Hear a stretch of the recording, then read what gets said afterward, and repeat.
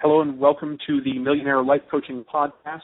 I'm your host, Brandon Taracco with MillionaireLifeCoaching.com. Today I'm speaking to Bryan Rider of BryanRider.com, a international speaker and business consultant.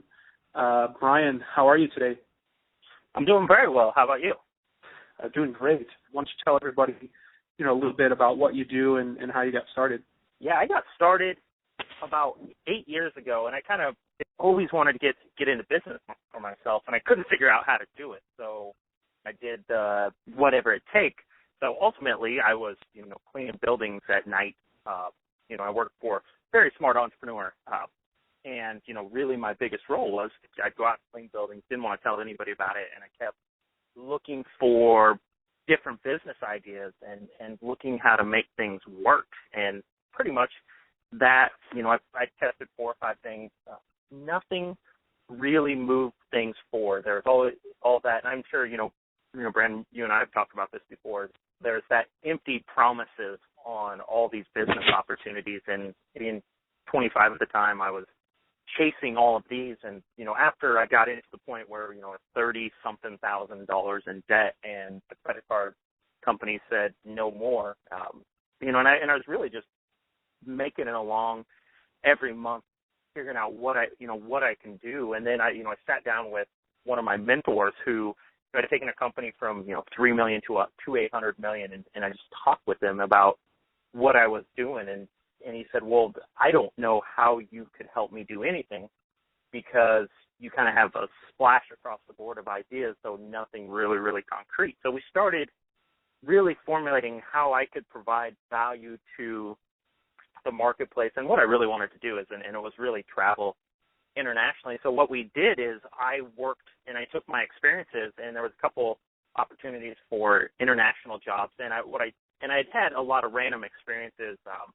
and I packaged that experience, and I really talked to the company for the 3-month position of how I could serve them better and show them how I could serve them better than anybody else. So I think there was 50 people that applied for the job, and I ended up beating out somebody that was, had 25 years experience in the industry, and that's what launched me, into business. So overnight I go from making $12 an hour, working 30 hours a week, and I was living in a friend's basement at the time, to traveling to, I remember my first flight was to Vienna, Austria, and staying overnight in Austria, first time overseas, and just that complete change from struggling to, enjoying the first class flights and making things work.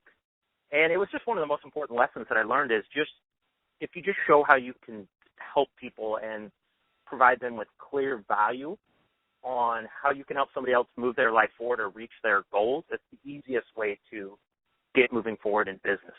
What were some of those value propositions that you brought to this company that kind of captivated them? The biggest thing, and, the person who hired me, was a celebrity entrepreneur. He's been on Survivor. He actually passed away last year.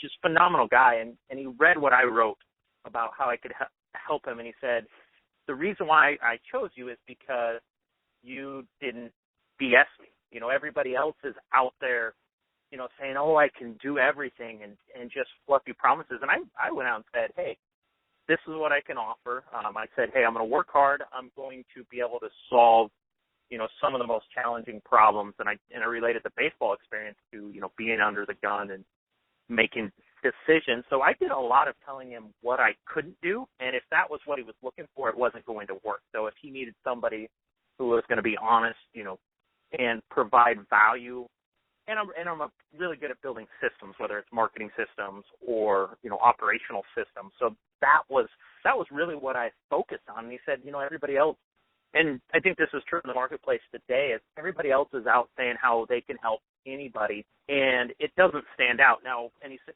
going back, and his name is B.B. Anderson, and he said it was so clear how you were going to help me because you told me what you couldn't do.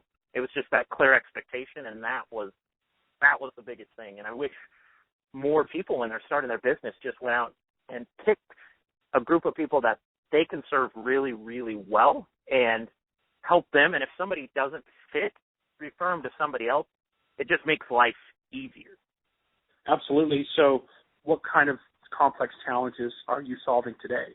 people, it's all about helping people move life forward or their business forward in a tangible way. So just giving somebody a bunch of information doesn't move life forward. Now, how can they take that information and apply the process to move forward, whether it's making more money, whether it's working less, whatever they're really looking to create? And the people that do that really well and they can put some good tangible value on it are the people that grow almost solely through referrals, because there's not a lot of people in the marketplace to make that happen. You touched on an important point in that, consulting is primarily on the process, is primarily on new information, whereas coaching is more about the individual or, the habits of an organization or group or a thought mentality. Tell me a little bit about some of the projects you're working on currently. The reason why I actually do, I really started doing coaching with the consulting is you're going to see people get this information, though. Coaching, it's really foundational. I think to make life effective, if people just do what they say they're going to do in the time frame they say they're going to do it, business will work. And if you start looking at every business failure, that's what it comes down to, is people not doing what they say they're going to do. And it's not that they don't mean to, it's just how, it happens with human beings and making things work. So really focusing on that. I mean, that's kind of at the core of everything I do in projects. And we're really good at marketing and helping businesses grow, though the core things that need to happen is, the leader of the company has to be the type of person that does what he says he's going to do in the time frame he says he's going to do it. And so for projects we're working on right now, we got a very interesting project that we're talking to a company in Milan who's in the fashion industry, which is going to be quite exciting. It's a little bit outside of our comfort zone as far as experience in retail. Though why are we a good fit? Somebody asked why we're a good fit. I said I know very little about retail, though business process that's ultimately what is going to create results. So great project in Milan. I spent when I was consulting, I spent 4 years, did the traveling to 50 countries. And so I've been working on going back and getting married here in about 3 months. And now we're starting to look and say, okay, we'll spend more time overseas on projects. So there's a couple projects in the Kurdistan region of northern Iraq that we're talking to companies, and we're just kind of laying out the lines. And as also in Istanbul, Turkey, did a lot of business in 2010 in Istanbul. So we'll go back to helping businesses in the area. And what those projects usually, they're kind of all over the board. I wish I could pin it down, and we have a couple sections of our business where we'll help people grow. The international projects aren't those clear-cut problems to solve, which sometimes is a challenge when I'm describing what we do internationally. Now, in the U.S., it's very clear-cut. We're going to help people find more clients and build marketing systems. Internationally, because it's all about making process work, it gets a little fuzzy. Sure. So yeah, it sounds like you're bringing a lot of marketing expertise to companies kind of in the growth period. What successes have you had? What kind of transformations have you seen in these companies that you've worked with? Well, I'll start with a couple companies we have now. I have a great realtor that we've been working with, and about in the last 6 months he was he was doing about 10,000 a month now. He's had back-to-back months at 70,000. And what it was it, and putting in lead generation systems. And ultimately, I think the biggest distinction that people need to make with growing their business is, do they need what I would say is more, better, different? Now, and what do I mean by saying more, better, different? Do they need incremental increases or incremental improvements in their business? Those are the people that are going to grow 10, 20% year over year. And we do some of that, though, ultimately with the real estate agents or the businesses that are going to get the transformational results where it's 3x, 4x your business. It really goes into creating a new outlook and reinventing what they were doing before. So the real estate business went from kind of that traditional lead generation to an expert authority strategy, and just putting those systems in place to get them results, and really just completely not starting over, though it's I mean, if you looked at what he was doing before, he's great on the sales part, though the lead generation and how that process works is completely different. Yeah, what's interesting is that marketing is one of the most vital components to any business. I think it's very specialized and it's little understood. That's very valuable. I talk with so many businesses, and we were talking about this before, where the biggest issue in marketing is what people miss is they don't make it clear how they can move businesses forward. To make your marketing effective, you got to make it so clear how they're going to be able to go from point A to point B in their business.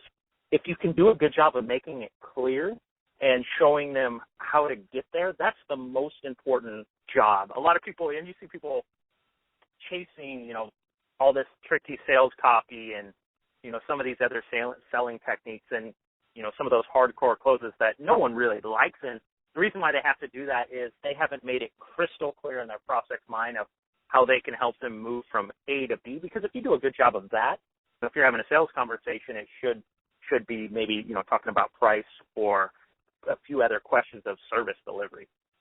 Interesting point that comes to mind is marketing doesn't have to be a form of trickery. You don't have to trick somebody into, buying a product or service. Marketing on the educational side is a lot about demonstrating or communicating the value of your product or service. I guess the other side of that would be, lead generation and everything like that. But a big part of marketing there is demonstrating value. Definitely, and providing value up front. And that's just one of the big things in the marketplace. I've sold in some of the hardest markets in the world, Iraq, Turkey, Southeast Asia, Singapore, and selling in those markets, it all comes down to the same thing, providing value up front. And the more you show somebody you can help them by just actually helping, that is the way to go. We have some coaching programs that are $30,000 and $50,000 up front, and people are like, hey, how do you sell 50 hours up front? And I said, well, you sell 50 hours because it's all prepaid. It has to do with a sales process that's longer than, the one call. It's not the dream one call close with marketing. Is you have to spend time showing them that you can help them and showing them how to move their life forward. And then they just continue on the process. We're usually talking to people 3 or 4 times. That's 3 or 4 hours of coaching. So long as somebody's committed, we're going to continue to talk to them, because if they're committed, they're going to find the money and we're going to find a way to work together. And you just have to adapt everything to each industry and to who's buying and really help them solve the problem at hand. I'm simplifying life sometimes. It's all, just going out and solving the problem at hand, though. I think it can be that simple at times. We just like to make it sound super complicated. That's just human beings.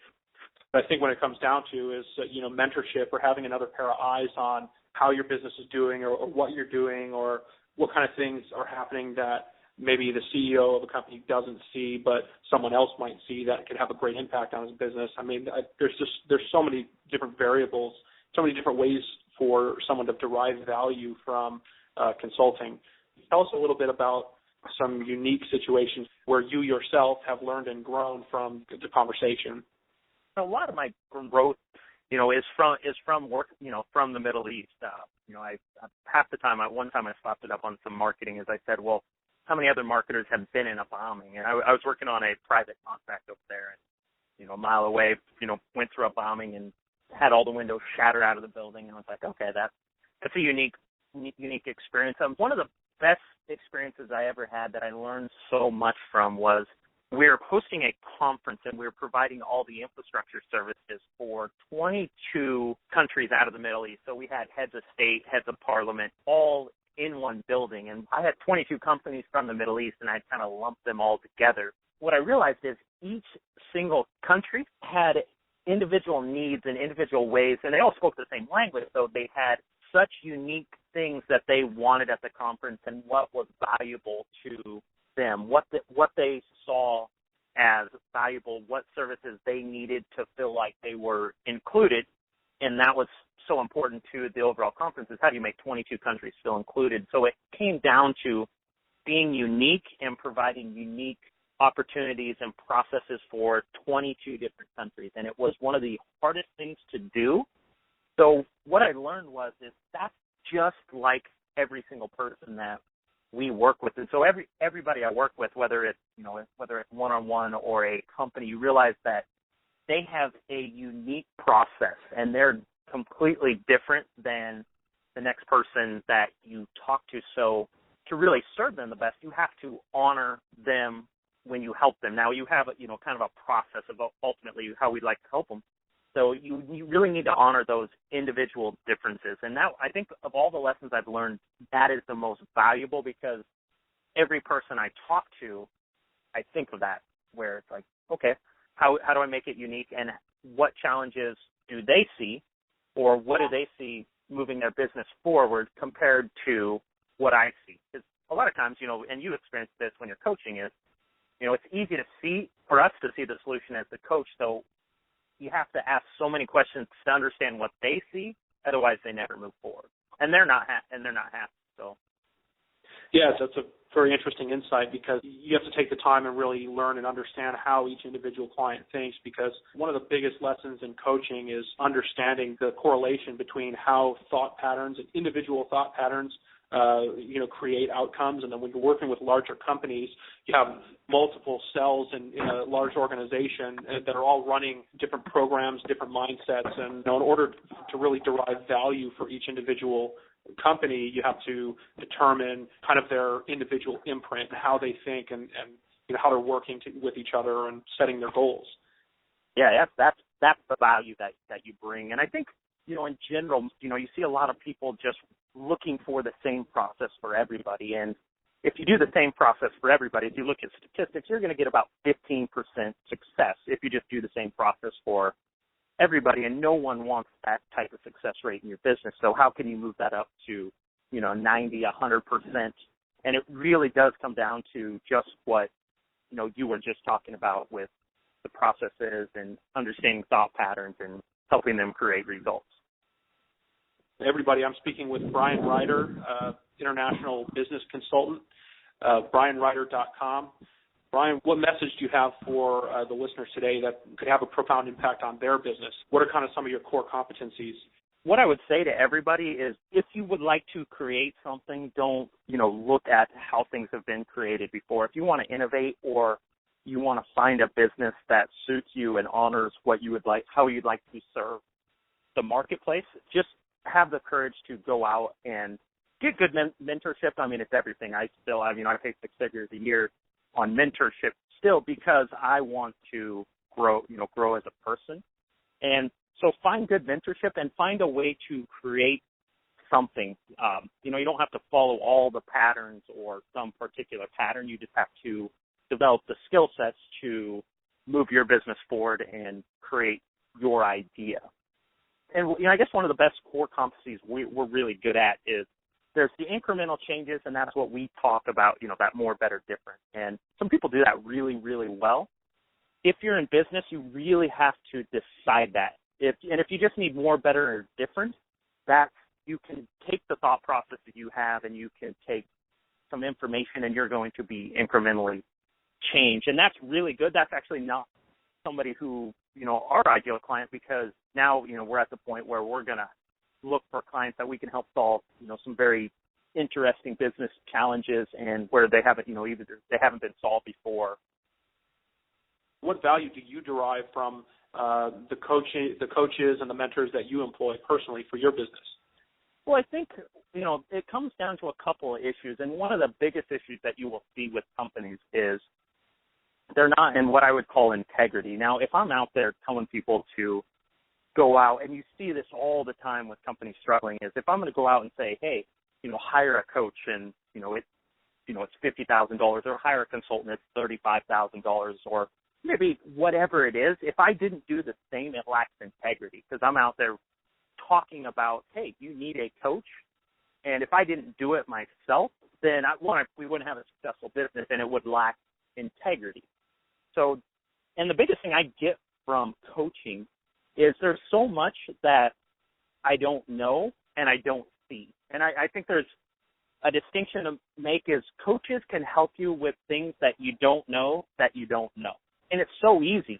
One of the business coaches I worked with when I was in the Middle East, we were doing as a company $2 million in revenue, and we went up to like $4 million, and it was the simple hour-long conversation of how to package something better together than we were doing and how to add on a service, and we were able to double our yearly output, and that was just a conversation, and we didn't even see that it was possible. So really focusing on, finding people who are going to help you solve problems or they've already been there is so valuable to creating results. You see a lot of people who will look at things and then they'll read up on information and they're constantly chasing. And the funny thing is I'm telling you, because before when the quickest way to get $100,000 in debt or $50,000 in debt is be that person and continue to research without really helping your business create income.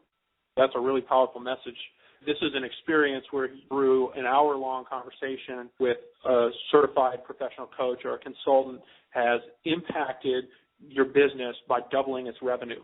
That's incredible. So for anyone who doesn't understand the value, that's just a very profound idea that another perspective on your business can have that kind of impact on revenue. And it's people that are going to tell you that your ideas aren't great or to make sure you're open. One of the other valuable, really, really good insights is I had a business mentor, and it's one of the most powerful conversations that somebody's ever had, is he said, if you really want to be successful, you need to prove yourself wrong all the time. And I didn't like it at the point because I was always justifying what we were doing in business. And, hey, we were pretty successful at the point, so I was continuing justifying what we were doing. And he said, well, if you always have to be right, then you're going to always be right, though your business is going to stay stuck. Now, say you're wrong about how much you could charge for a service or how quickly you could grow. Say you're wrong, well, it creates the possibility that your business could go out and transform. And that was another one where now if I just look at, hey, how am I looking at this problem wrong? Or how am I not open to some other solution because I'm so committed to being right and, being powerful because I'm the owner of the business. And when I adopted that, it helps people that are working with me because they know I'm open. And two, it's the quickest way just to push your business forward because there's nothing that you have to be set in your ways. And I think as businesses grow, that becomes a very important aspect. If you're looking at marketing, how it's evolved in a year, if you're doing things the same that you were doing a year and a half ago, well, your business growth is probably stalled. And you can either be right and say, hey, this is how we've always done them, or say, hey, maybe there's another way where we can, this is an opportunity to triple our business, and we just came to it because we're having this challenge. It's interesting. One of the foundation principles of the Life Potentials training, which I went through with IPEC, was, do you want to be right or do you want to be happy? And so I think it's interesting because, working with a coach, it's not necessarily about telling someone what to do with their business, but in coaching, it's all about helping that person find a new way that will serve their needs or to help them reach their goals. So it's part into helping the people that you're engaging and working with to think differently about what they're doing. Yeah, that's a big one. It's one of the biggest hang-ups, too, is especially after you've started being successful. When I came back from the Middle East, so I was working through so many different experiences, and I bought a business when I came back, and it was doing, the business doing about $2.5 million in revenue, and we ended up throwing it up to $3 million. And though we weren't growing as fast as we were targeting, and we weren't increasing profits as much, and what I realized through coaching is that I was solving the problem the same way. I had to be right about how we were solving this problem, and I was letting my ego get in the way instead of just being happy of going out and creating the business result that we were looking for. I spent so much time having to be right, and it just, and that was by far and away the most stressful year of my life, and it came down to because I had to be right about the business and how it worked. Again, it comes down to, how you're thinking and what kind of opportunities you can create by changing how you think. That's where, when you're talking life coaching, that's what it is. It's, how can you create things and new opportunities? So, and it takes a while. You almost have to spend some time screwing that up of having to be right and going, oh, well, this isn't producing the result I'd like. Well, now I'm open to something else. I just can, hoping that entrepreneurs continue to being open to finding the help that they need. And this isn't a plug for us because, we create enough clients. It's finding somebody who can help you move life forward and not spending, 3 or 4 years wasted and a lot of money. And it really comes down to, funny enough, is when I got, $30,000 in debt and didn't find help moving forward, the $30,000 in debt wasn't even close to as bad as the emotional struggles and, the process of living in a friend's basement and really having no life, not able to do anything. That is far worse than, being $30,000 in debt. Because I look back and it's like, well, I've had a couple of family members pass away the last couple of years, and you're like, life is short. So really just go out and find people that will help you move life forward and just be open to new processes. And it's amazing how quickly you can transform. I mean, I was, it's like polar ends of the spectrum, cleaning buildings, international consultant in like 60 days. I mean, that's how long that process took. So I was open to creating something new. That's a very short time frame. I think what's interesting is when people are in that state and, especially there's a lot of negative emotions, you're worried about failure, the idea of failure has taken over. I think that's when a lot of times some of the biggest transformations take place, because you're starting to see the root cause, or, what we call the average resonating level of energy. If you're resonating in apathy or conflict, you create these situations where you continue to be in lack, you continue to be faced with failure and the fear of failure and all these negative emotions that just kind of, they're so loud, they're so directly in front of you. And I think those experiences speak volumes to helping people wake up to their own understanding of the impact of their own individual thinking. Yeah, and you hit on the point of, it's that process where their emotions, it's gotten so bad that people are surrendering to the process that, hey, they don't know how to solve it. And I know you see it in your businesses where people are going out and they're so deep into it where, if 6 months before it would have been 10 times easier to get out of the hole than going another 6 months and then really not having the financial capability to get out, or, really, really being locked into a situation that takes an enormous amount of energy to move out instead of just being open earlier and finding a new solution. The worse the perception of the crisis or the negative of the experience, I think the greater the transformation is coming. It just opens up new ways of thinking that clears out thought patterns and fears of defeat and fears of failure and that sort of thing. So these are all great insights. I think you can't really put a price on this type of work. I think some people might look at, what's the purpose of having a coach, or, why would I hire a consultant? And as you see, not just in revenue, obviously there's plenty of experiences and examples of how it impacts revenue and business structures. But at the same time, it's how it impacts an individual, for the rest of their life.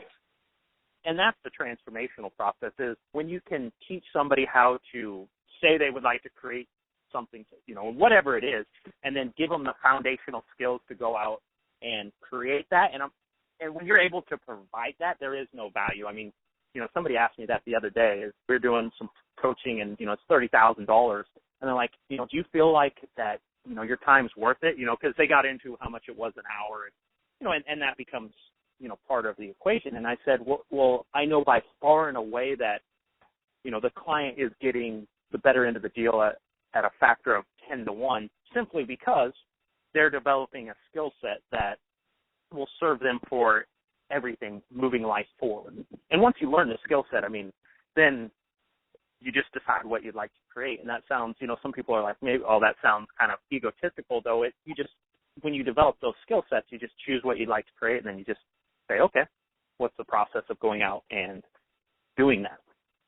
Yep, lives are changed, businesses are changed, profits are increased, revenues are increased, and I think a lot of people on this journey, too, have a kind of sense of philanthropy. So, I think the world is impacted in many ways by the success of one person. So anyone who thinks that they're not making an impact, needs to understand that if you do the work and you increase what you can provide in value and business and your life, you don't even know how that can impact the world 10, 20, 100 years from now.